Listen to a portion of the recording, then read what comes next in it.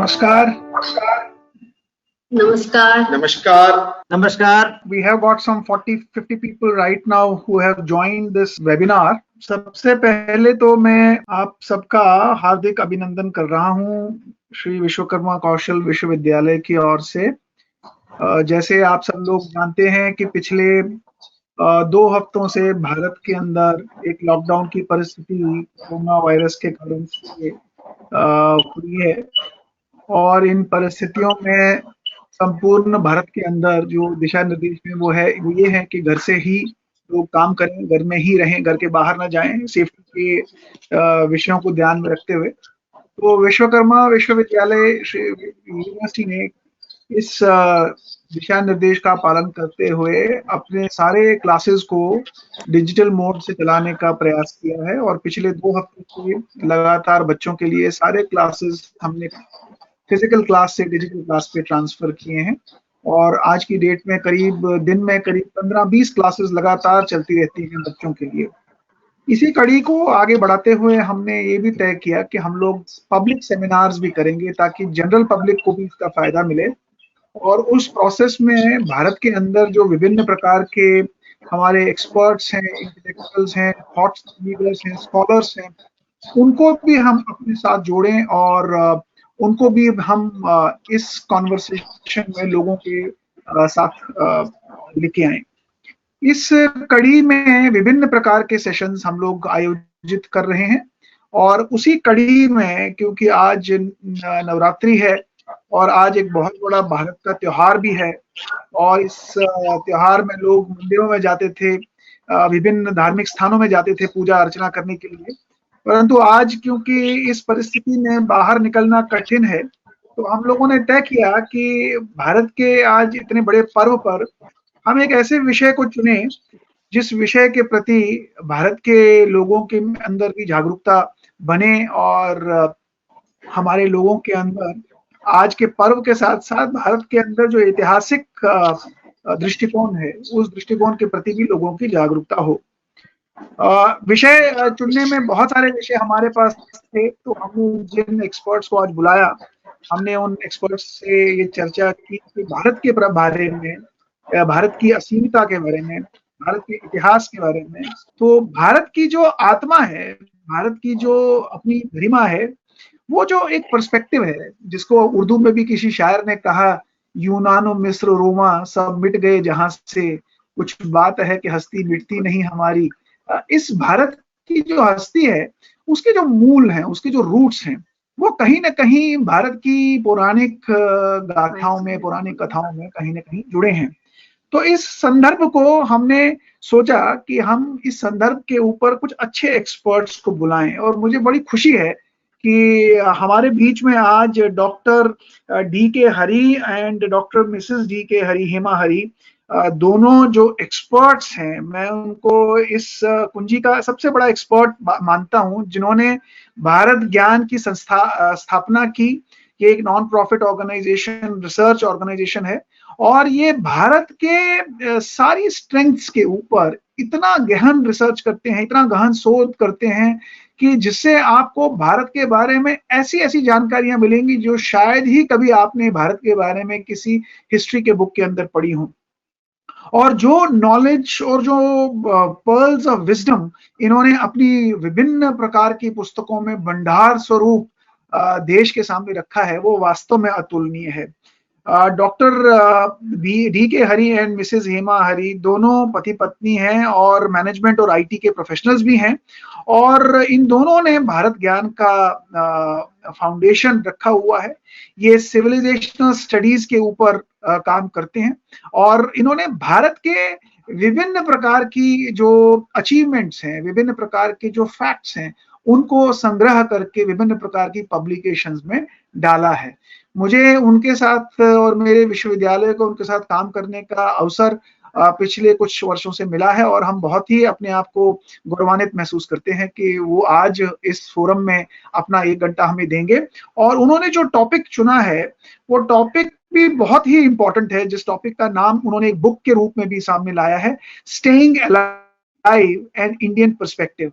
हम जीवित कैसे हैं, हम जीवित कैसे रहें और हम जीवित कैसे रहेंगे मुझे लगता है कि मैं अब आपके और डॉक्टर साहब के बीच में ना आऊंगा और मैं इस सेशन को डॉक्टर साहब को सुपुर्द करता हूं ताकि वो हमें अपनी ज्ञान भरी और ज्ञानवर्धक चीजों से हमें अवगत कराएं और सारे जो लोग आज इस फोरम में आए हैं उन्हें भी इसके बारे में अवगत कराएं। अंत में हम 10-15 मिनट के लिए क्वेश्चन आंसर के लिए खोलेंगे। इसी के साथ बहुत बहुत धन्यवाद आप सब लोगों के ज्वाइन करने का। मैं अब इस सेशन को डॉक्टर हेमा हरि और डॉक्टर डी.के. हरि को हैंड ओवर करता हूं। Thank you. Thank you, Dr. Nehru, for inviting us to be part of the session, and especially as you said, it's on a very auspicious day of Navratri and also Sri Ramanavami. So on this day, as this nation, the civilization, this world is facing these particular challenges, we thought we'll bring out a product that's suitable for the times, being staying alive. So we'll sort of walk you through the slides now as we do this. So we are now bringing out a book called Staying Alive. This is the book cover you're seeing there, and we'll slowly walk you through each step of it. Yeah, as we all know, today we are in a very grave situation. There is a pandemic around, and all the countries, they are gone into three modes of: one, trying to prevent the spread of the virus, contain the spread of the virus, as well as look for cures. And at this juncture, we all, it makes us think. See, we always say India has been is a continuing civilization. It has been continuously sustained for so many millennia. So then the question arises, obviously in all these thousands of years, we would have faced so many crises like this, some natural, some because of these kind of diseases. So how did our people cross over these hurdles? How have we come to be living so far in this year 2020? So then if you go to it, you will find that, when you talk about health, it is all to do with Veda, Atharva Veda and Ayurveda. I mean, because health, immediately Indian health system, the first word that comes to our mind is Ayurveda. You trace it back, it goes up to Atharva Veda. And that in turn traces down to the opposite component of the Veda. But when we say about Ayurveda, we can clearly say that this science of living in India goes back by at least 5,100 years and more. How do we say that? It's such emphatic thing.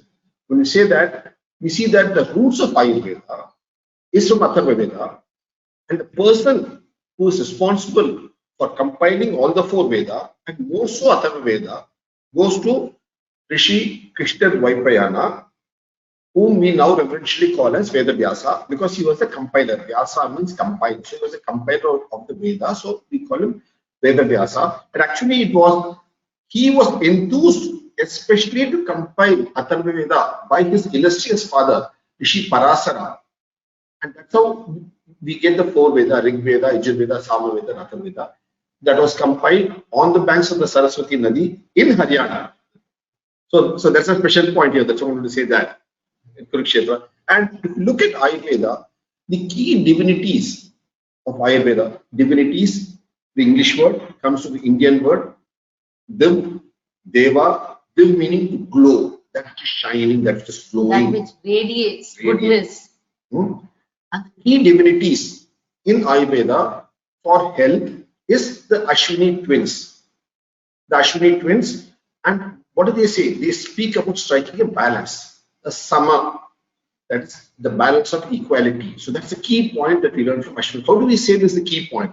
Let's look at the definition of the word, what the word Ashwini twins mean here. The definition for them is Hita Ahara, Mita Ayasa. Mita Ahara, Hita Ayasa, meaning affordable food, appropriate exercise. Affordable exercise, appropriate food. Look at this wonderful, simple definition of good health, where it's a balance between food intake and activities.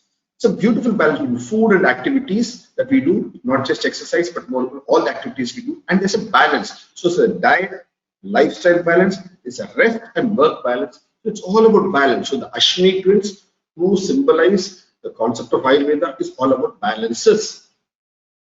And this particular Ayurveda, if you see, and compare it with the present day medicine system of allopathy, we see a wonderful concept here, wherein contrast here actually, not just but contrast. What is the contrast we see here?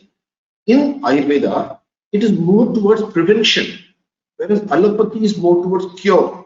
How do we say that? Because in Ayurveda balance, there are again two aspects between preventive and curative. And these two terms are English terms. What is the Indian Sanskrit term for it? It is Swasthavrita and Aturavrita. Swasthavrita is preventive medicine and social medicine, whereas Aturavrita is treatment of diseases. The focus of Ayurveda has been Swasthavrita. 80% of the focus of Ayurveda or thereabouts is all about Swasthavrita, and a small percentage is for curative, that is curative medicine, Aturavrita. Whereas the modern medicine, allopathy, is directly the other way around.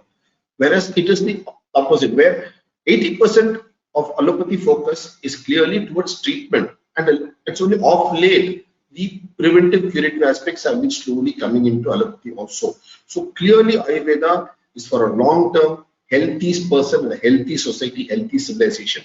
And when we have such illnesses, advanced illnesses, obviously we have to use allopathy. So it's a judicious balance, blend of these two medicines. It's not A is better or B is better. It's a balanced blend of these two for the times that we are in, and for the, it's like horses for races. Now, when we say the focus was 80% and 20%, it doesn't mean that there was no, I mean, it doesn't talk in terms of the amount or volume of work available on curative versus preventive. It actually means, as a civilization, what was the focus we gave? And what was the balance that we allocated in terms of resources? And this is where we will understand this beautifully, you know, because when we talk about Swasthavrita, the doctor in Ayurveda, there is one kind of a doctor who is called a Charaka. He is basically a physician. And the word Charaka also comes from the word Charna, walking, like a cow grazing. Chalna, to walk. So he was a walking, traveling doctor, going from village to village, town to town, educating people about food habits, about hygiene habits, as well as treating them. That was a beautiful point. So these were people who went from place to place, from Nagara to Grama, across the kingdom, across the land, treating people.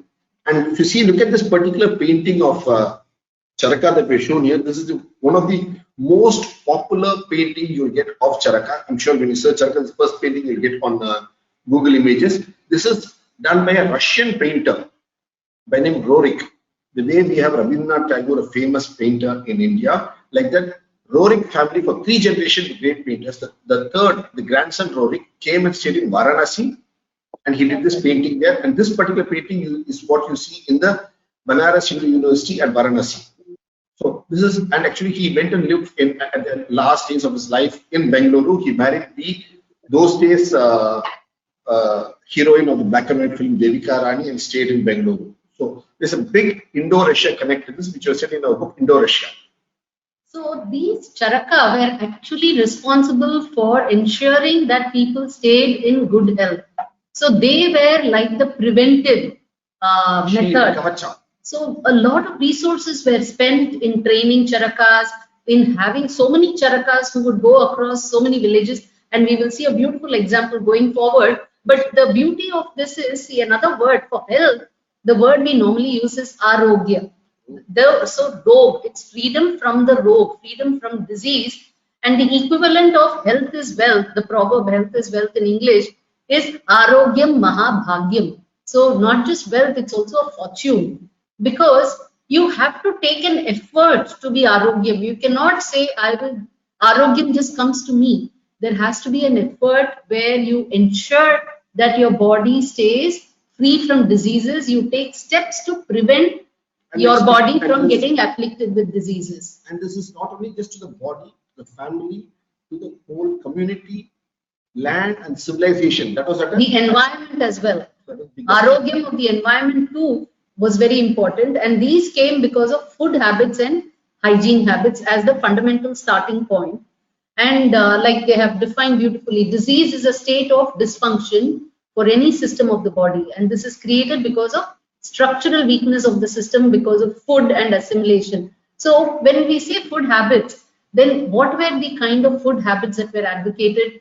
that was in those days, it was trying to be as close. See, today we talk about, when you, even for the young children today, they are taught about food chains and they're taught about energy pyramids, where the energy pyramid is maximum at the base, which is very close to the primary source. And so those who are close to the nature, I mean, to consuming foods that are very close to nature and primary source of food, like the green and leafy food, the vegetarian foods, then they are the ones who are actually, at the base of the energy pyramid. And as you go higher and you start consuming, kinds of foods which are farther and farther away, that is when you expose yourself to a lot of other risks as well.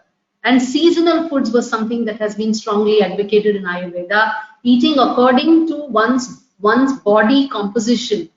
We know how we all are familiar with the Vata, Pitta, Kapha kind of aspects, and also the different moods that we are in at different times in our life, Sattva, Rajas, and all that, which are high. So the stress was on understanding your body, your mood. It was on understanding the season and eating according to that. Then hygiene habits were another aspect which were helping us safeguard our health. And very clearly, it can be summarized in two words, which are achar and desachar, which are the hygiene habits, right? Starting from namaste that we have been seeing, that has become very popular now. All the things that we have been doing very naturally that have become popular today in these times of distress. A very interesting aspect about Indian civilization has been this concept of juta, which comes, from the Sanskrit word uchishta. We also say echil in South India. Strangely, there is no equivalent word in English for this. People say all kinds of things like, not eating remnants or polluted, but that is not exactly the same. It's not like eating remnant. It's just that the aspect of saliva itself, touching the food, then it becomes juta. Then yama and niyama were also advocated in form of kriya, yoga, holding vrata, doing homas for cleansing the environment, cleansing your homes, cleansing your mind, your bodies. So many aspects were there for homa. The important aspect to note is the smoke is not a pollutant, but that smoke is a cleaner. Like how you say you need a diamond to cut a diamond, or you need a thorn to remove a thorn. Here, the duma from a homa done as per prescribed norms clears the environment of all it's a herbicidal. That perspective is what we have to see. Now, when we say, okay, these are good habits that you can maintain to keep your body in good strength. But how do you prevent afflictions? So when you say preventing afflictions, then was there knowledge of germs and diseases? Now, today we are used to vaccines as one of the steps. So were there vaccines in those days? So that is something that we will see now. And we will see that. Interestingly, if you see in Atharveda, there are very clear samhita which speaks about kirmi in the environment. The word kirmi is very clearly there in Atharveda. We have shown here the verse numbers and the mode of how it is transmitted through food and through water, milk, and food and vessels. And not only that, in Charaka Samhita, they explain, even though it's a microorganism, not visible to the eye, how it is. They say it's hairy in the outer, it's impossible to see, and they say it's copper colored. So even though it's invisible, they explain it. So that's the beauty. But how did they do it then? That's a question that we ask. So it's very clear to say it's invisible, unicellular, disc-like, without feet, coppery. But how did they do it without a microscope is a question. For that, you have to look at another text by Maharishi Gautama. It's called Nyaya Darsana, where he explains as to how the lenses were made. Out of three products, they made the lens. One is kacha, glass, abrapathala, mica, and third, spatika, the crystals. We only nowadays hear about spatika mala or spatika lingam, whereas the same spatika was used in those days as a microscope to understand. So it's very similar. Or kirmi, say हमको ज्वरा आता है, or the different types of, and influenza, flu is what we are now going through. It's a variety of flu. It is called as कुष्ठ ज्वरा. दरअसल आप देखेंगे तो ये नवरात्रि का ये जो व्रत हम लेते हैं वो भी एक तरीका का प्रिवेंटिव एडजस्टमेंट था सो जब आप देखेंगे नवरात्रि कब आती है, जब स्प्रिंग से वसंत ऋतु में आती है और शरद ऋतु में आती है। तो जब सीजन चेंज हो रहा है, actually there are 4 Navratris in a year, and जब सीजन चेंज हो रहा है तभी आता है, एंड ये 9 दिन एडजस्टमेंट के लिए दिया जाता है ताकि लोग वो समय they can change their diet, उनका आचार और सब बदल सकते हैं, उनके लाइफस्टाइल चेंज करने के लिए ये विंडो दिया गया है। We had a specific term for this plague. We called it Mari or Mahamari. And this was a term that's been used right over the last few millennia. So plague is not something new to India, or this concept of mass infection is not new to India. So we had a term for it, and we had a treatment methodology also for it. Let's see that. As it is, ये शब्द भी मारक से आता है, जो which is fatal, which can be fatal, और मारी का शब्द रेन से भी जुड़ा हुआ है। So look at interesting. Mari means rain, and all these things are waterborne. They come immediately after rains. और पर्शियन से जो शब्द आया है मारी के लिए भी, I mean डिजीज के लिए, वो भी बीमारी है। तो मारी शब्द, you know, it has been coming along for many years. And if you look at deep south in say Malayalam or Tamil or thing, it is called Mummari. It means there are 3 types of rains you get, and each have got their own form of diseases. That's what it is. And it is this Mahamari which is also got to create divinities for us. Let's look at the divinities associated with Mari. And India, our ancients had associated a divinity called Sheetala Devi. कभी मारूबाई बोलते हैं, and south में मारी अम्मन बोलते हैं।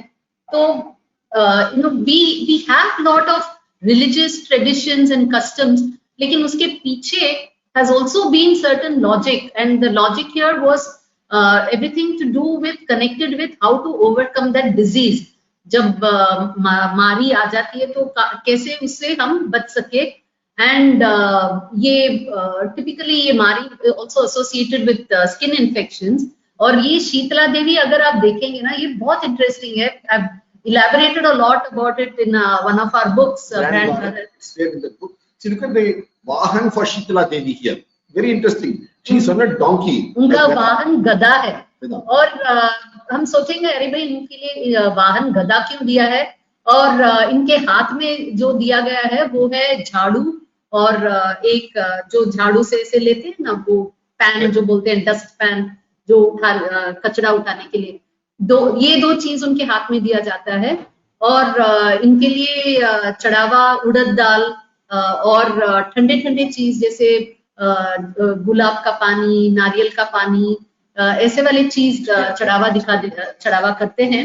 तो if you see the connection is, मारी के समय जो गर्मी है बदन में, उसके लिए लोगों को भी वही दिया, ठंडे चीज पिलाया जाता है। उनका नाम भी देखिए, शीतला देवी। और ये झाड़ू और ये डस्टिंग पैन जो है, जब स्किन इन्फेक्शंस और जब उसका ये सब नीचे गिरता है, स्कैब जब नीचे गिरता है तो उसको निकालने के लिए, और ये जो चिकन पॉक्स, स्मॉल पॉक्स, उसके जो स्कैब्स रहते हैं छोटे छोटे, वो दिखने में भी जैसे छोटे छोटे दाल जैसे, इसीलिए उड़द दाल का चढ़ावा करते हैं। एंड ये गदा क्यों, फिर अगर हम देखेंगे तो वी विल सी दैट गदा का दूध जो है वो कॉस्मेटिक्स में पुराने जमाने में बहुत काम में आया करता था। There is story about even Cleopatra को गधे के दूध में वो उनको टब में उनको नहलाते थे। और अभी भी साउथ में कई जगह में जब बच्चे पैदा होते हैं उनको थोड़ा गधा का दूध पिलाया भी जाता है। One is for immunity, and also गधे का दूध it's supposed to be very close to human milk as well. और ये it helps in soothing the skin when there is irritation, जैसे अभी लैक्टोकैलामाइन हम डालते हैं वैसे। तो it is all so beautifully connected, वो एक पिक्चर में इतने सारे चीज आ जाते हैं। And when we talk about vaccination, we have doctor Holwell, he describes the inoculation practice in India. तो ये हमने पहले देखा चरक, जो गांव-गांव जाते थे और लोगों की हेल्थ को they were keeping it in good condition। तो ये they were also these people who were going and vaccinating। तो before certain season at a particular point every year, इनका काम था विलेज गांव में जाके लोगों का वैक्सीन करना, and the process is explained in detail, और इनको धन्वंतरी के नाम से भी बुलाया करते थे. But the importance is in India no large scale smallpox epidemics was seen until the practice was banned in 1804 by the superintendent of health after the discovery of Jenner's smallpox vaccine. हम क्या सोचते हैं कि Edward Jenner ये smallpox का vaccination पूरा दुनिया को दिया इन 1796. नहीं, उसकी क्योंकि वो वर्ड वैक्सीनेशन तो लैटिन वर्ड वक्का मीनिंग काउ से आया है वैक्सीनेशन, लेकिन उसके कई 100 साल पहले, कई हजार साल पहले वी हैव वैक्सीन. 1000 साल पहले, उसके पहले ही हम भारत में वैक्सीनेशन के बारे में लिखा है. वसूरी यानी स्मॉल पॉक्स और गो वसूरी यानी कोपॉक्स, गो वसूरी cowpox, and it's been recorded there. And how 7 दिन के लिए हम स्ट्रिक्ट खाना का रेजिमेंट है और उसके बाद ही करेंगे. ये एडवर्ड जेनर के 1200 साल पहले ही भारत में रिकॉर्डेड है. और हम देखेंगे तो हॉलवेल ही राइट्स एंटिक्विटी. हॉलवेल तो वहां का रॉयल सोसाइटी का फिजिशियन था और बंगाल प्रोविंस में उन्होंने कुछ रिसर्च करके लिखा. लंदन रॉयल फिजिशियंस में he spoke antiquity of inoculation in India. That clearly speaks about how India has had habit है उनका इनॉकुलेशन का. And it also says that till the British came to India 1800 में, तब तक भारत में कोई बड़ा बीमारी नहीं था. इस तरफ का प्लेग महामारी ज्यादा नहीं था. Well controlled system. So Ayurveda का सिस्टम पूरा इस सिविलाइजेशन पे अफगानिस्तान, पश्चिम में अफगानिस्तान और पूर्व में बर्मा और उत्तर में कश्मीर और दक्षिण में श्रीलंका के तक पूरा भारत देश का it was a very well manage system of inoculation. इसलिए हमारे पास बीमारियों था महामारी के लिए, लेकिन महामारी नहीं था हमारे पास, एक बिग एपिडेमिक नहीं था. लेकिन जब ये this smallpox was taken to the university of Yale for inoculation, the second president of Yale University Timothy Dwight said you should not use smallpox because it is against, it's a sin to avoid and annul the decree by trick of vaccination. So India में, भारत देश में हजारों साल का इसका प्रयोग था, लेकिन जब पश्चिम में लेकर गए थे उसका प्रयोग, काफी कुछ अपोजिशन था क्योंकि वहां का अपोजिशन, लेकिन इंडिया में अपोजिशन नहीं था. It was used as a regular thing. And if you look at महामारी, द अर्लीस्ट महामारी recorded in India was during the invasion of Muhammad of Destiny in 1031-32. Before that, India did not have Mahamari at all record in all of Purana because we had a good system to safeguard. हमारे पास एक system था पूरा देश का. लेकिन वो पहला बार अंग्रेज आने के बाद जब यहाँ आया था, हांगकांग से आया था 1885-86 में through ships of opium trade से यहाँ आया था. और it was Hafkind who came up. That's why you got Hafkind laboratories all over the world. Hafkind came up with the anti-plague inoculation in India. Was doing this. And similarly, we had the other big plague of cholera. Whereas a plague in India in those 20 years, in the early 1900s, 1 crore लोग का मृत्यु हुआ भारत देश में.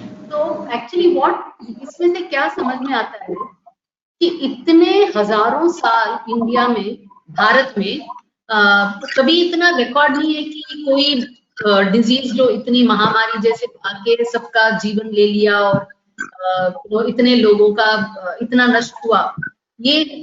लेकिन अभी जब British के समय में आप देखिए 20 साल में इतना 1 करोड़ लोगों का मृत्यु हुआ है.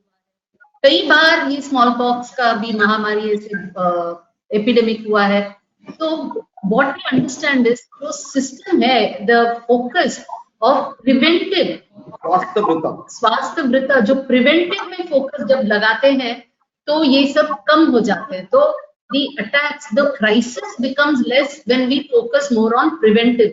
जब प्रिवेंटिव हम छोड़ देते हैं और वो जब वो बॉल को जरा लूज दे देते हैं तो everything starts coming inside. अभी कंटेनिंग स्प्रेड, सो प्रिवेंटिव एक एस्पेक्ट था और कंटेनिंग भी एक सेकेंडरी एस्पेक्ट। चलो आ भी गया, अभी क्या करें। वी सी दैट जब ये प्लेग हुआ तो स्वामी विवेकानंद जी उन्होंने खुद एक प्लेज लिया था इन स्वयं बंगाल में, कैलकाटा में। to combat the plague, Swami Vivekananda ji ने भी एक प्लेज लिया था उस समय।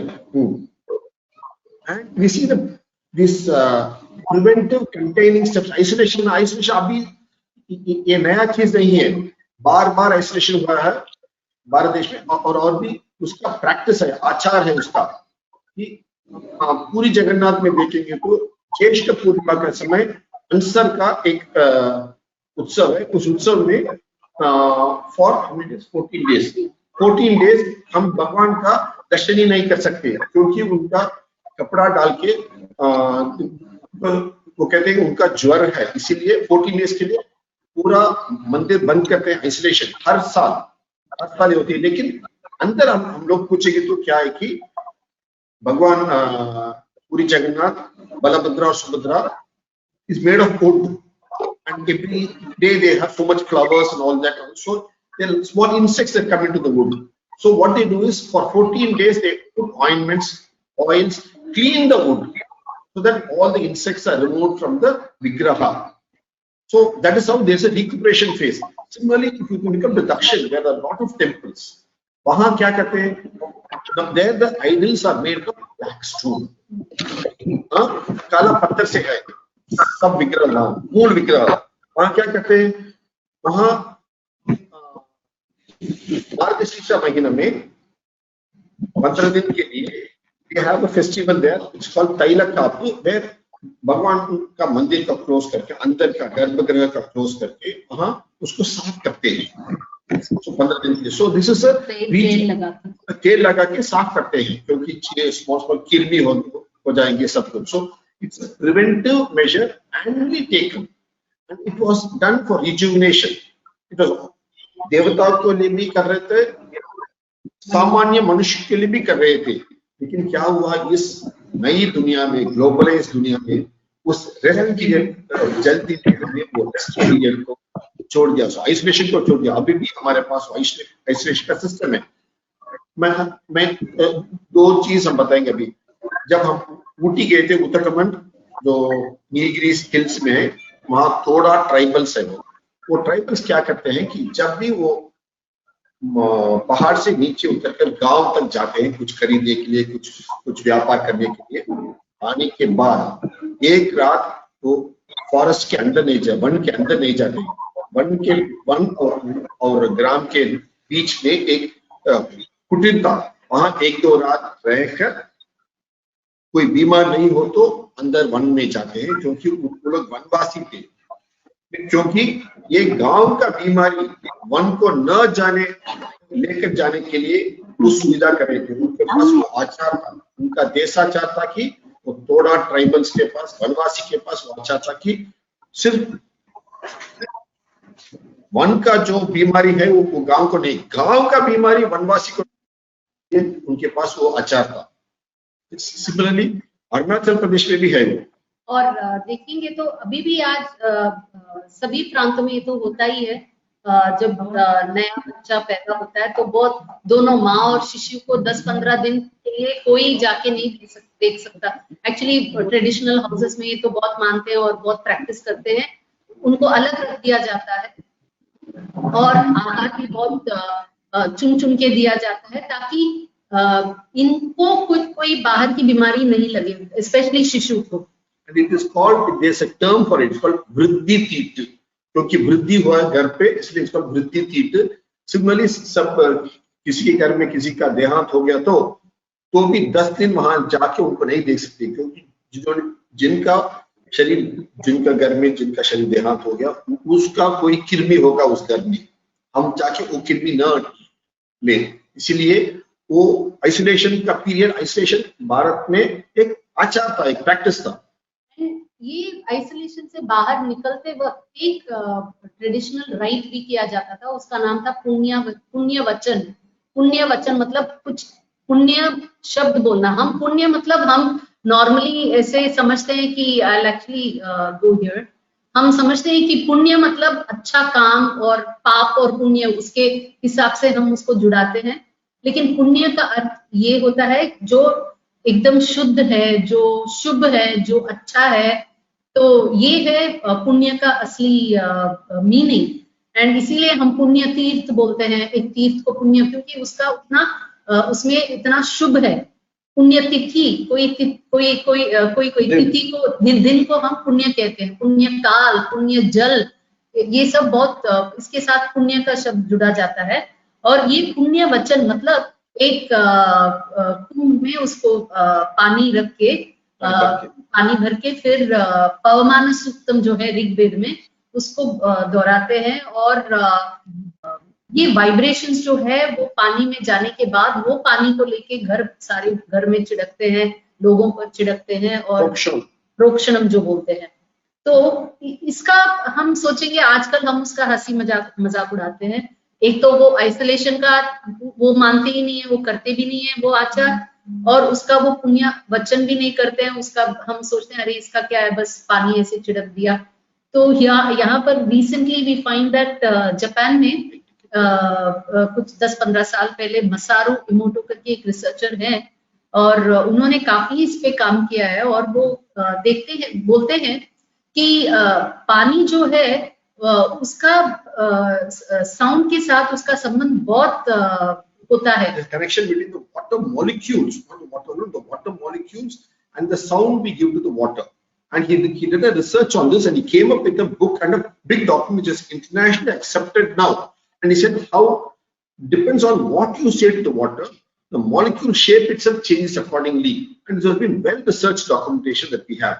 So when we say Pavamana Suktam to water, or we say good things to water, the water molecules take on that good shape. That is why we need to punya vachanam. So हमारा भारत का ये आचार, ये धर्म आचार, कि अभी एक साइंटिफिक रीजनिंग भी है इसके ऊपर। हम the molecules of water can shape, can be adjust or change, इसके बारे में हमारे पुस्तक में भी लिखा है, भारत में लिखा है। And if you look at इस तरह आयुर्वेदा का कॉन्सेप्ट हम देखेंगे तो it's a very holistic concept Ayurveda का। It's not, see, whereas allopathy is a very unidirectional idea. It's one method that's followed. Whereas Ayurveda is multi-directional, holistic approach where you got different types of Ayurveda, a very specific shloka also for this, both in Sushruta Samhita, and it speaks about Dundubhasha, that is Dundubi, the use of drums and musical instruments in creating a good aura, good environment, and also healthcare. And if you look at it, this is the, what is it? Dundubi is an instrument, a drum. And तो क्या करते थे, actually you can see a very beautiful synergy. तो एक तरफ से अथर्ववेदा, आयुर्वेदा से you find कि ये सब मेडिसिन के बारे में बोलते हैं, जैसे जिससे लेप, जिससे कृमियों को हम मार सकते हैं। और दूसरी तरफ से इसको they also used it on instruments. वो क्या कहते हैं कि ये मेडिसिन को म्यूजिकल इंस्ट्रूमेंट्स में लगा के अगर हम म्यूजिकल इंस्ट्रूमेंट्स को बजाते हैं तो वो भी फैलता है हवा में, and it causes, and not only the medicine goes but the vibrations also destroy viruses. And today's recent researchers find that कि वायरस को वाइब्रेशन से भी हम किल कर सकते हैं। वायरस और बैक्टीरिया में फर्क होता है, and virus is not actually a living thing.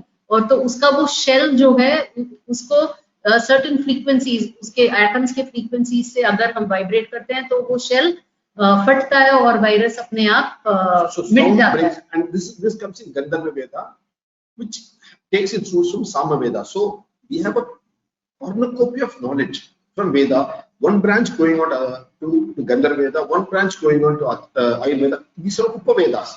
So we have a beautiful mix of both. So for maintaining health and preventive steps and containment, we have not just used medicines, we have used various kinds of things. So when we say it is not it's not only medicines, कि सभी और से हमने उसको देख के we have tried to target it. So that is why we say, when you look at Ayurveda, if you say that it is an alternative branch of medicine, ये तो बहुत एक narrow vision है, छोटा सोच है। आयुर्वेदा का एक्चुअली स्कोप बहुत बड़ा है. We can't look at it just as an alternate branch of medicine. ये तो Indian approach to health and living ही है पूरा. एंड ये जस्ट ये हर्बल क्योर्स नहीं है, but it's a wholesome technique for long healthy life. And ये आयुर्वेदा का विचार ही है सस्टेन्ड रिसोर्स, प्रिवेंटिव मेजर्स और क्यूरेटिव मेजर्स में एक बैलेंस लाना, जीवन में एक बैलेंस लाना खाने और काम करने में. और जो प्रैक्टिसेस हम होलिस्टिकली कर सकते हैं ताकि क्राइसिस को अवॉइड करें, ताकि क्राइसिस को ना आने दे, तो that is more of Ayurveda. How do you prevent crisis rather than confront crisis after it comes, and how do you align with nature rather than disturb the nature and then create the crisis. So if you look at what does staying alive mean, it means that you have to take an effort. आप अपने आप बस ऐसे ही कुछ ना करते हुए ये नहीं कह सकते हैं अरे I am going to stay alive. आपको कुछ प्रयत्न करना होगा, कुछ श्रम डालना होगा, कुछ प्रयास करना होगा. और वो प्रयास क्या है? वो है कुछ बैलेंसिंग, ये सब समझ के align with nature and take preventive steps and avoid the crisis rather than face it and then cry when the crisis कम.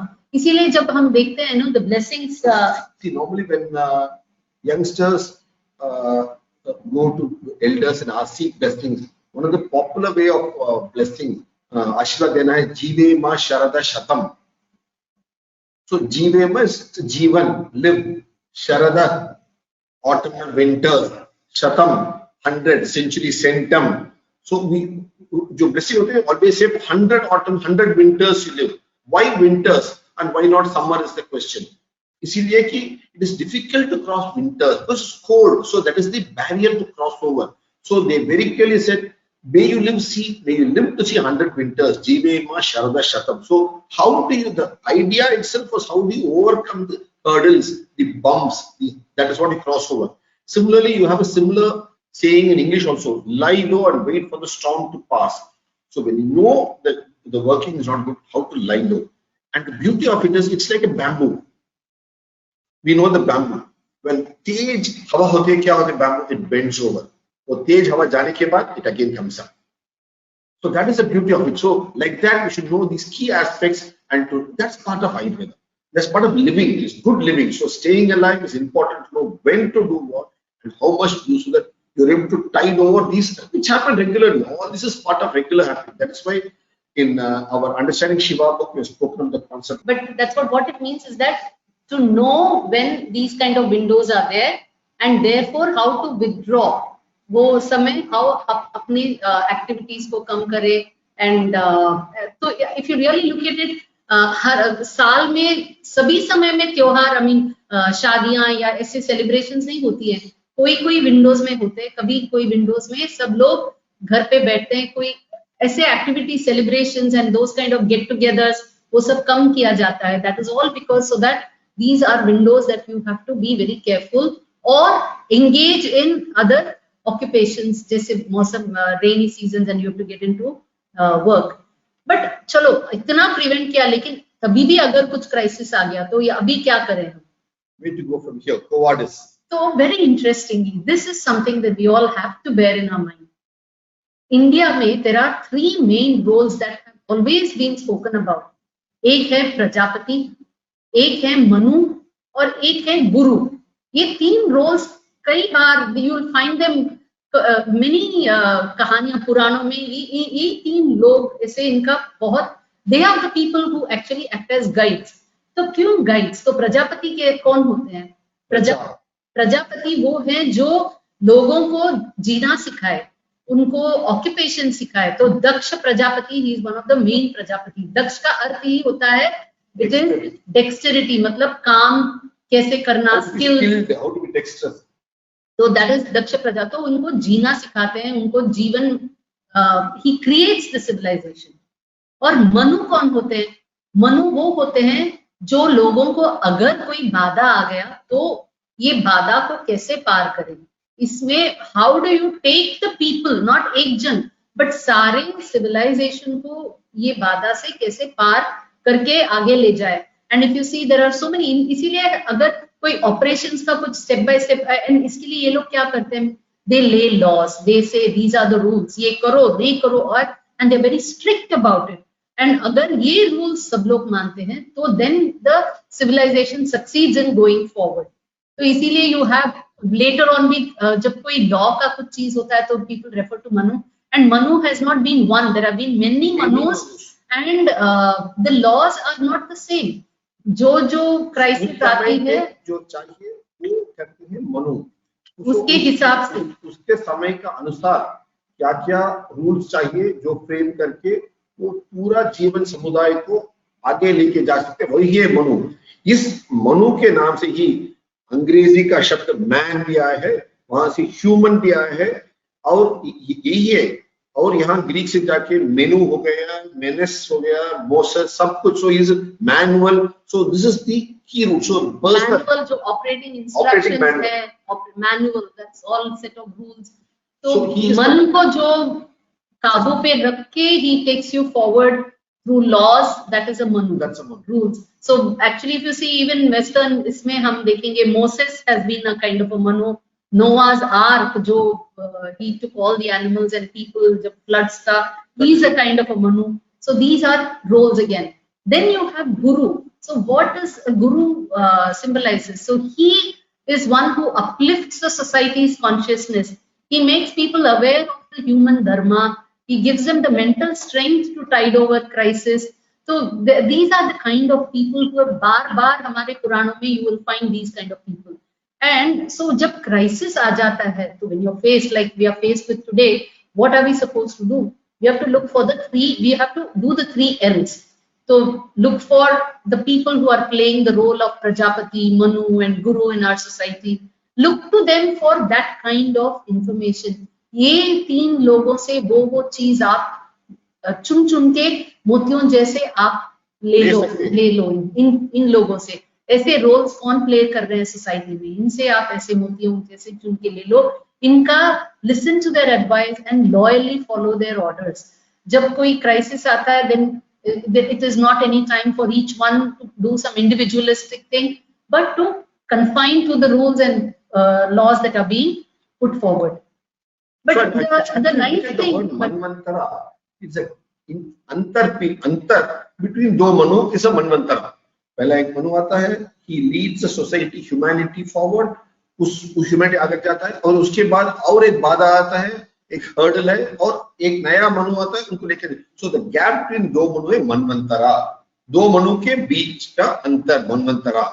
तो इसका इफ यू ये इसको पलट के देखेंगे, अगर डोसा को पलट के दूसरे साइड भी देखेंगे, तो हर एक क्राइसिस के साथ एक चेंज भी आता है, और हर एक चेंज में एक लेना देना लेन देन होता है, and it is such a लेन देन which is evolution. In Indian भारतीय इसमें हम एवोल्यूशन को परिणाम आप बोलते हैं, परिणाम। तो कोई कॉज होता है और उसका इफेक्ट होता है, कोई चेंज और इफेक्ट होता है, तो इसीलिए इसको परिणाम बोलते हैं। And it is this cause and effect जो एवोल्यूशन का साइकिल आगे ले जाता है। जब ऐसे आ जाता था तो वी यूज्ड प्रलय, तो प्रलय का हम अंदर में हम जब समझेंगे कि प्रलय का एक्चुअल अर्थ, तो लय क्या होता है, जब आप ऐसे ब्लेंड हो जाते हो, एक यू मर्ज विद समथिंग, एक हो जाते हैं, जो मूवमेंट है उसके साथ एक हो जाते हैं, तो प्रलय। So there are 4 kinds of प्रलय जो our ancient scriptures talk about. एक होता है नित्य प्रलय, जैसे हम रात को जब सो जाते हैं तो हम consciousness blends with universal cosmic consciousness, हमको पता नहीं चलता है क्या होता है, सुबह उठते हैं and we are fresh and the blood has rejuvenated. हर एक प्रलय के साथ एक rejuvenation होता है, like we said, क्राइसिस के साथ एक चेंज आता है, तो प्रलय के साथ एक रिजुवेनेशन आता है, तो एक सृजन भी होता है। तो नित्य प्रलय में when we sleep, new cells are formed, हमारे शरीर में नया खून दौड़ना शुरू हो जाता है। नैमित्तिक प्रलय भी बोलते हैं, जो देयर आर स्पेशल इवेंट्स जैसे एक्लिप्सेस, वैसे they are certain specific events which come at certain times. फिर अवांतर प्रलय जो सीजनल चेंजेस है, उसका भी that is called a pralay. You blend as the season changes, तो हमारा लाइफ भी उसके साथ आगे चलता है and it blends with the season. Then you have the Mahapralay, which are very drastic things, जैसे the world changes and so on, like stars and galactic, वो scale में होता है. But otherwise, Pralay is something जो रोज हो रहा है, and there is a change that happens with every day. And we have to understand this. So whenever this pralay happens, we have to look for rejuvenators. This is the very important aspect, because yes, we looked at all that happens, but we have also got an important factor for rejuvenators. And we have to know these rejuvenators, which are the ones which are going to take you forward in life. And that is very, very important to know what are the key aspects, because you need to climb back both in life and civilization. Because it's not wrong to fall down, it's not wrong. It's wrong not to climb up, get back. So different things have a different गिरना गलत नहीं है, लेकिन अगर नहीं उठते हैं तो वो उठने की अगर हम प्रयत्न नहीं करते तो वो ही गलत है. गिर सकते हैं लेकिन उठना है, उठ के और आगे दौड़ना है. उसके लिए what are the rejuvenators that we have? For example, if you look at the economy on a long-term basis over decades and centuries, gold is a rejuvenator. That's why Bharat देश में gold का एक इच्छा था. Gold is a rejuvenator. स्वर्ण was there. Similarly, grains, बीज, धान्य is a rejuvenator. क्योंकि हर मंदिर में रखते थे, क्योंकि वहाँ कोई प्रलय होता था, कोई बाढ़ होता था, या कोई आर्मी का अटैक होता, उसके बाद को ले सकते, बीज को ले सकते. So it was rejuvenator. Environment में दो बहुत बड़ा rejuvenators. एक तो water bodies, पानी, तालाब. These are rejuvenators to help restart life. Similarly, forest, one, इसलिए one was a rejuvenator. That's why all the knowledgeable people went there to rejuvenate themselves and come back. So that was a rejuvenator. One was rejuvenator. Similarly, in health, if you look at the rejuvenators, Ayurveda for the body and Dhyana for the mind. दोनों है rejuvenators. दो तरह के rejuvenator, एक for the body and mind. Similarly, knowledge also you have rejuvenators. Traditional knowledge versus something. So you have multiple rejuvenators. Always, all the rejuvenators are related to nature. Nature is a rejuvenator that you have to understand. And for that. And अगर हम civilization, society को देखते हैं तो धर्म is a rejuvenator. Dharma is a rejuvenator. Achar, good practices is a rejuvenator.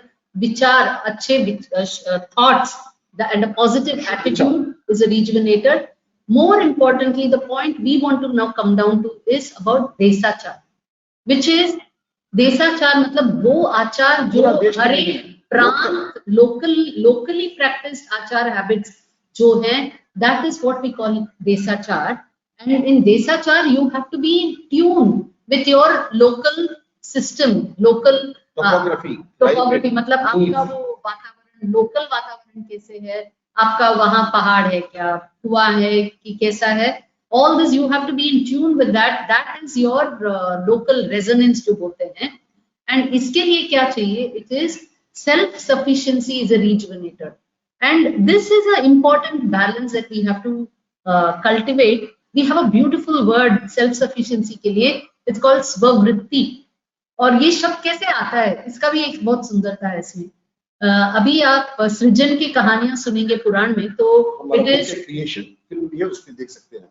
तो वो है लड़ाई इंद्र और वृत्र के बीच. इंद्र जो देवों के राजा है और वृत्र जो असुरों के राजा थे, तो ये दोनों के बीच होती है. और इंद्र का काम होता है ऐसे सब हर एक चीज को बढ़ाना, बिकॉज इंद्र होते हैं जो सेंसस के साथ जुड़े होते हैं, तो उनका ये सबको ऐसे विस्तार करना होता है उनका काम. लेकिन वृत्र का काम क्या है? वो सब चीजों को ऐसे पकड़ के रखना. तो इंद्र और वृत्र की लड़ाई जो होती है वो विस्तार करना और पकड़ के रखना, ये दोनों की लड़ाई होती है. और फाइनली इंद्र जीतते हैं और सृष्टि सृजन हो जाता है. तो ये व्रत का भी यही शब्द है, मतलब कुछ किसी चीज को पकड़ के रखना. तो व्रत होता है हम एक आइडिया को हम मान के पकड़ते हैं और उसके हिसाब से हम कुछ चीजें छोड़ देते हैं वो दिन. तो वो व्रत भी अब्स्टेनिंग, इट्स अ होल्डिंग बैक. और वृत्ति मतलब कंटेनमेंट होता है जो इट कैन होल्ड. एंड तो स्ववृत्ति का ये मतलब इससे आता है दैट व्हिच कैन होल्ड, मतलब आपके अंदर आप क्षमता रखते हैं कि I can do everything myself, इतना I can hold by myself. और इसका एकदम ऑपोजिट होता है परास्पर आश्रय, मतलब किसी के ऊपर आप डिपेंड करते हैं, आप किसी का आश्रय के सहारे जीते हैं। तो म्यूचुअल इंटरडिपेंडेंसी, तो how much do you have, should you have interdependency, how much should you have self sufficiency? Again, a balance. And if you really, and यहाँ पर I mean I would like to talk in English. If you really see, some of the root causes of this crisis itself is because of the imbalance in this. When you know, the world becomes so interconnected and interdependent, then from financial crisis to these kind of epidemics are going to be more and more common, and it's going to be difficult. But when you hit these kind of crises, so that doesn't mean we can stay disconnected. So there has to be some amount of balance between the two. Interdependency. और इसके कारण अगर कोई crisis आ जाए तो how do you go into a mode of self sufficiency? स्ववृत्ति। अभी हमने तुरंत स्टेप्स लिया कि इंडिया का बॉर्डर सील किया। We could do so many things, and not only India का बॉर्डर, इंडिया के अंदर स्टेट्स का बॉर्डर सील किया, फिर स्टेट्स के अंदर डिस्ट्रिक्ट्स के बॉर्डर एक एक करके सील करते गए। तो ये जब सीलिंग हो जाता है तो how do you start becoming self sufficient within your local community? For what? For your essentials like food, goods, जो डेली चीज चाहिए, जो डेली सर्विसेज चाहिए, इसके लिए how do you become self sufficient? तो this is a beautiful concept that we have practised in India. We were decentralised. हम बहुत मिलेनिया से, बहुत थाउजेंड्स ऑफ ईयर से इंडिया का सिस्टम ही डिसेंट्रलाइज था। तो जहां पर लोग हर एक गांव में they would produce, consume, everything was local, तो रेवेन्यू सब लोकली जनरेट करते थे, थोड़ा ही वुड गो सेंट्रल। लेकिन बाद में U-turn India mentioned this beautifully. See, what's happened is when the British came here, they found that we had a very decentralized model that was anathema to them, that was anemic to them. So whereas England is a small country, so they had a centralized model. So they imposed a centralized model of administration on India because that's how they could control the land. So they wanted to control. So for the purpose of control, they made in centralization in India, whereas we were decentralized. For Swavritti, as she says, the most important thing is to have a decentralized model. So India as a land has always been a decentralized land. और ये ऐसे self sufficiency के लिए क्या चाहिए? तो पहले, सबसे पहले we need water, and so the question will come, क्या हम ऐसे can be self sufficient? So अगर ऐसे क्राइसिस आ गए, कई कारण के साथ, कई कारण की वजह से हम क्राइसिस में जा सकते हैं। एक हेल्थ, या फिर नेचुरल डिजास्टर्स। नेचुरल डिजास्टर्स में you actually want connectivity so that you can move to safer zones easily, but at sometimes certain other kind of situations you want when it is a war-like situation and you want to be insulated, then you need self-sufficiency in terms of local produce. So are we capable of such kind of self-sufficiency? If you see, then India's for as far as water is concerned, we have a lot of water. We are Bharat Desh, पूरा देश हम देखेंगे तो कश्मीर से कन्याकुमारी तक, और भारत देश has been designed to be self-sufficient. इसका डिजाइन ही वैसा है, सृष्टि का डिजाइन, प्रकृति का डिजाइन सेल्फ सफिशिएंसी के लिए है, स्ववृद्धि के लिए। सो हमारा स्ट्रेंथ है, हमारा मूल्य बल है ये, इसको हम समझ के again if we become self-sufficient as a land, then we can wonderfully tide over like this any crisis, be it financial crisis, be it a medical crisis, or be it any crisis, and these crises हम as with globalization, interdependency जो होते जाएगा, हर decade या 2 decade हम आगे जाने के समय इस तरह क्राइसिस आते ही रहेंगे। हर क्राइसिस को हम, हर बाधा को हम छलांग मार के ऊपर जा सकते हैं कि if we have स्ववृत्ति in our style, and India is designed to be स्ववृत्ति. And look at the concept of Panchayat Raj.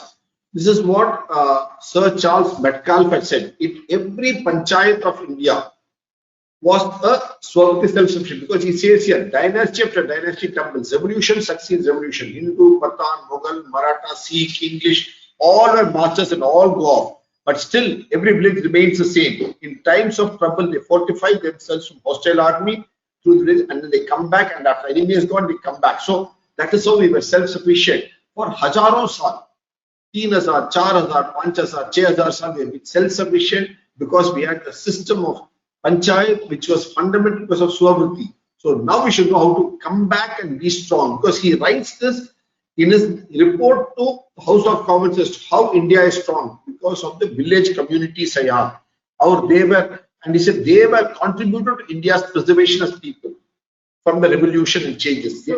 So he says कि ये communities जो है, each one formed a separate little estate in itself, and this has contributed more than any other cause to the preservation of the people of India through all the revolutions and changes which they have suffered, and is in a high degree conducive to their happiness and to the enjoyment of a great portion of freedom and independence.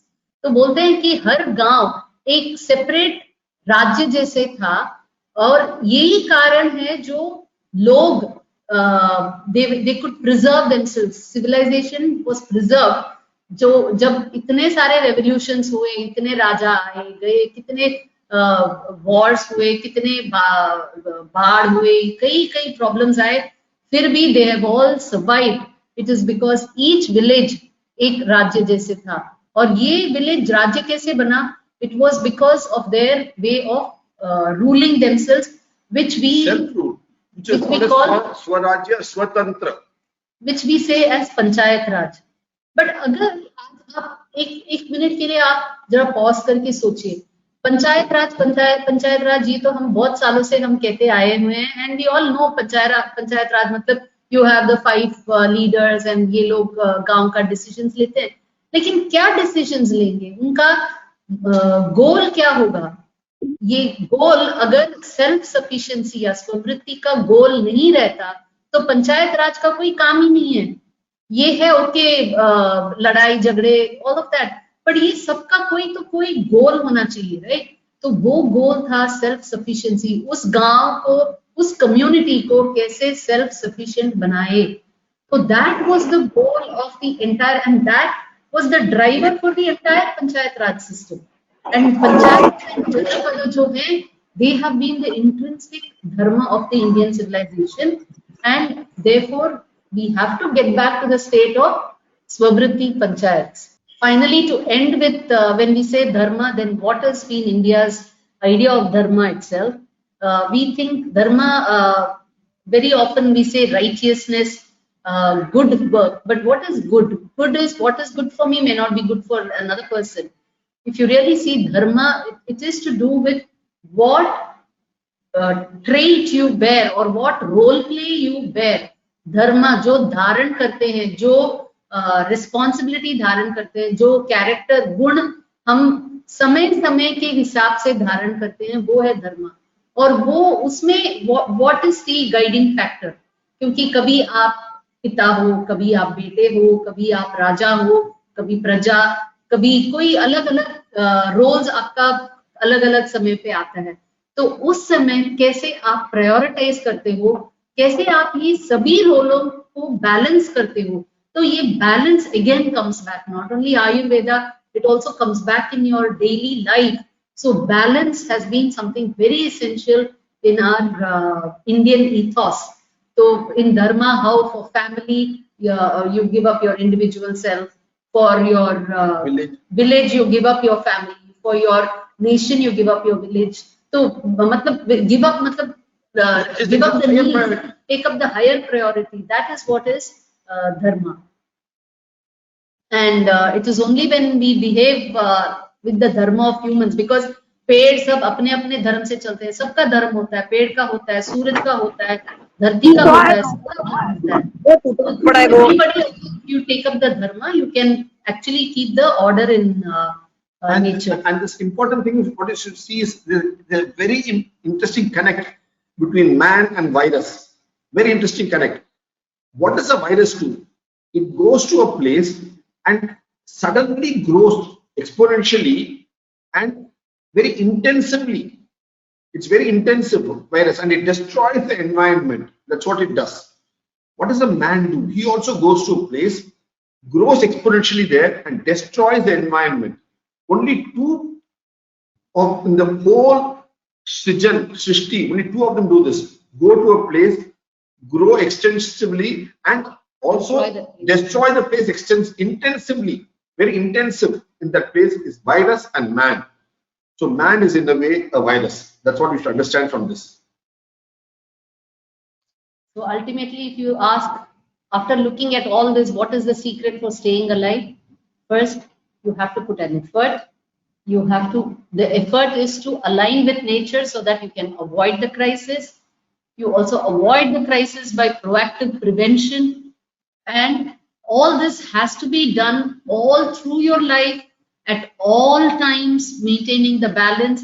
You can't say that when the crisis comes, I will take the steps. This balancing act has to be done always, at all times, and to be self-sufficient at all times, so that when the crisis hits, you are there to minimize the crisis. You cannot take steps after the crisis hits you.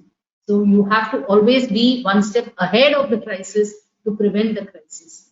So that is when you can actually stay alive. So this is what we have been able to gather from various perspectives of our Indian knowledge system. And only we do this can we have the confidence and dare to live as per our ethos and follow our times in confidence in both good times and in difficult times and develop our strength. So this is what we've done in this book. We plan to come out with Staying Alive, and all our other books are available in our BharathGyan blog and our website. Do visit them. All this data what you spoke is already up there for you to view and use. Thank you, Dr. D.K. Hari and Hema Hari जी, बहुत बहुत धन्यवाद आपका. आपने तो perspective ही बदला लोगों का. जहां मुझे एक चीज समझ में आई आपके इसका नटशल में, एक बात आपने जो बताई, जो जीवन की कला है वो प्रकृति के साथ संघर्ष में नहीं है, प्रकृति के प्रति समर्पण में है. अगर हमें जीना है तो प्रकृति के साथ संघर्ष करके नहीं जीना है, प्रकृति के प्रति समर्पण भाव से जीना है. ये बहुत बड़ी मैसेज आपकी है. हमारे पास बहुत सारे कॉलर्स हैं जिनके प्रश्न चैट बॉक्स में हैं, तो मैं चाहूंगा अगर कुछ प्रश्नकर्ता एक एक करके पूछना चाहें. अजय पंडिता जी का एक प्रश्न है. अजय पंडिता जी, आप सवाल पूछना चाहेंगे?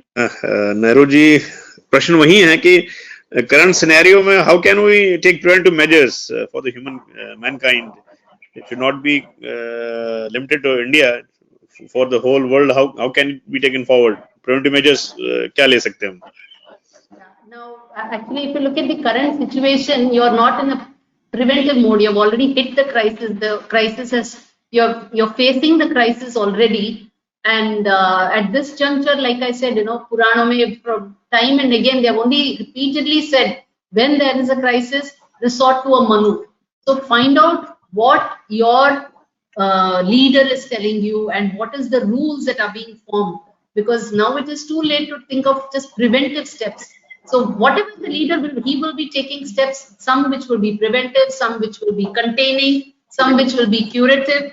So whatever it is, you have to now go with one vision. We cannot talk with many voices. So we have to identify that common voice that we are listening to and then just follow that.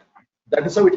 That's how I think doctor साहब ने बड़ी important बात बताई, बहुत सुंदर सी बात, कि वो जो जीएमपी वाला कॉन्सेप्ट आपने बताया, प्रजापति, मनु और गुरु. तो इस समय हमारे प्रजापति जो है वो है देश के राजा, और मनु हमारा यहाँ का नियम, लॉज, रूल्स, और गुरु हमारे जो आसपास हम लोगों को ज्ञान दे रहे हैं. तो मुझे लगता है सबसे बड़ी बात है इस समय हम फॉलो करें, क्योंकि we have already hit the crisis.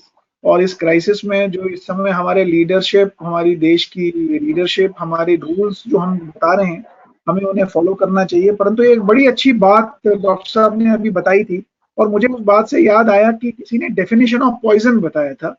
तो किसी ने पूछा पॉइजन की डेफिनेशन क्या है, तो आंसर में उसको ये मिला कि anything that is excess then what is required is called poison. जो जरूरत से ज्यादा हो वो पॉइजन है.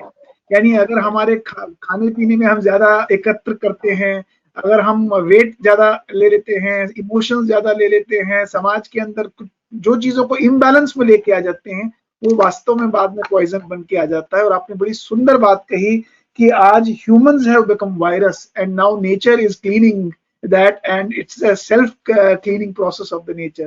तो बहुत सुंदर बात डॉक्टर साहब ने बताई है। कोई और कॉलर हैं जो प्रश्न पूछना चाहेंगे? जी सर, मैं कहना चाहता था एक प्रश्न। हाँ डॉक्टर श्रीवास्तव बोलिए। सर ये है कि ये जो प्रेजेंट क्राइसिस है वो नेचुरल नहीं है, it is artificially man made.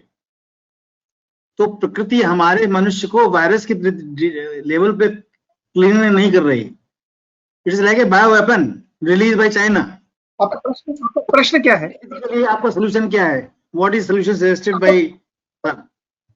आपका प्रश्न बताइए, प्रश्न बताइए। सर मेरा मतलब ये है कि नेचुरल अगर क्या डिजास्टर है तो ये 2080 का सोल्यूशन बता दिया हमारे प्रकृति में, लेकिन जो बायो वेपन्स हैं इस तरह की कोई प्रकृति की चर्चा है अपने यहाँ पुराने लिटरेचर में और उसके समाधान के बारे में? Yes, no, if you look at our what do you call it, the युद्ध, हमारे पास तो धर्म युद्ध है और कुटा युद्ध भी है। जो कुरुक्षेत्र का युद्ध तो धर्म युद्ध के बारे में सोचा था, लेकिन कुटा युद्ध भी है, दोनों तरफ का युद्ध है। हम दोनों के लिए तैयार होना अवश्य है। धर्म युद्ध लड़ने के लिए अवश्य होता है, कुटा युद्ध के लिए अवश्य होता है। ये सब कुटा युद्ध में आते हैं और इसके लिए भी हम तैयार होना, हमारा बंदोबस्त तैयार रखना अवश्य है।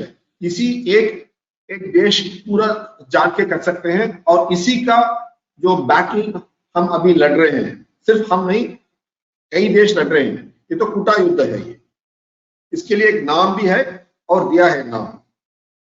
But see, fundamentally, इसके लिए हमारे पास ट्रीटमेंट क्या है सर बायो वेपन्स के अगेंस्ट में? उससे सबसे बताया गया साहब जी, इसका ट्रीटमेंट तो पुराण में नहीं मिलते।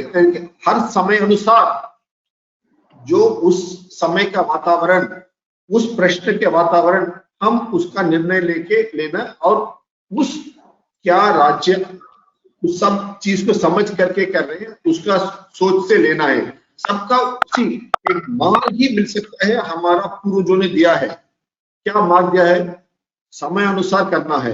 क्या मार्ग दिया है? एक मनु होगा, वो आपका समय का मनु कौन है? उस मनु नेक मनु है तो उनको, आपको नेक रास्ते में जाने के लिए सोच रहे तो उनको फॉलो करो, तो ही आप इस हर्डल के पार करके इस पार से उस पार जा सकते हैं। इसलिए स्टेइंग अलाइव हमारा इस एफर्ट का नाम लिखा है।